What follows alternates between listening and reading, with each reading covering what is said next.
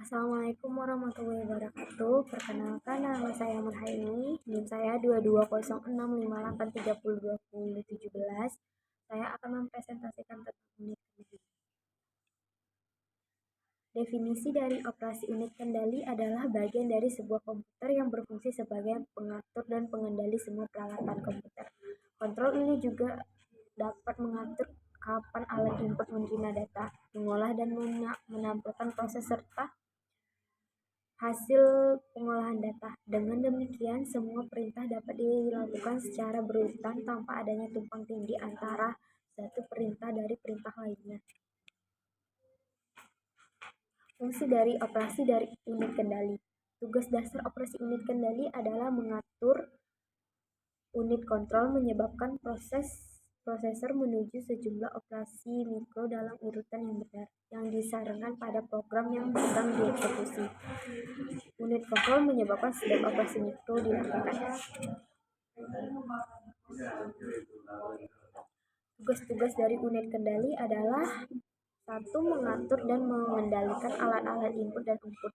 2. Mengambil instruksi-instruksi dari memori utama. 3. Mengambil data dari memori utama kalau diperlukan oleh proses. 4. Mengirim instruksi ke ELU bila ada perhitungan aritmetika. 5. Menyimpan hasil proses memori utama.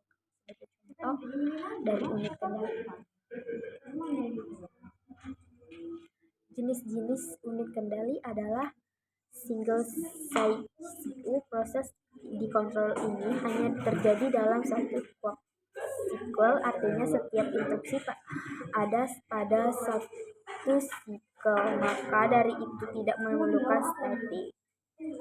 Multi CPU berbeda dengan kontrol unit yang single kontrol. Unit yang multi single lebih membanyak fungsi, yaitu dengan memperhatikan state dan output. Jenis input dan output di unit kendali. A. Masukan input berfungsi untuk sinkronisasi operasi antara komponen-komponen komputer, termasuk juga unit kontrol. B. Instruksi register.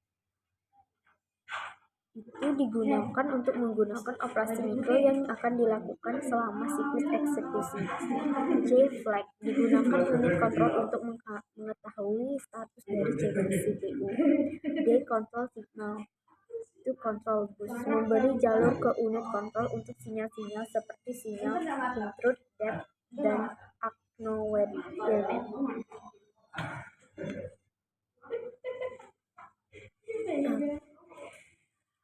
Keluarga output. Sinyal kontrol dalam CPU ini terjadi dari dua macam, yaitu sinyal-sinyal yang menyebabkan perihal data antar register dan sinyal-sinyal yang dapat mengaktifkan ELU yang spesifik.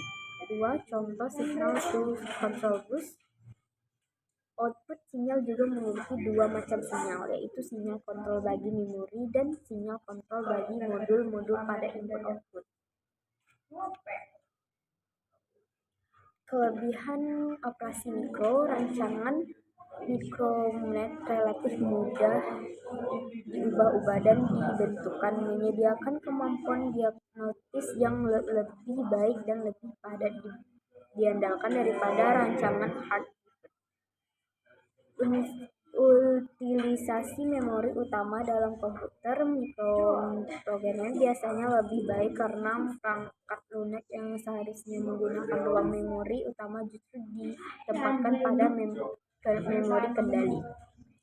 Pembagian ROM lebih lanjut dalam hiatan dengan harga dan waktu akses secara lebih jauh justru mengejutkan posisi dia dominan programan mikro secara satunya dengan menyertakan unit memori ketiga, disebut sebagai nano memori atau tambahan bagi memori utama dan memori kendali.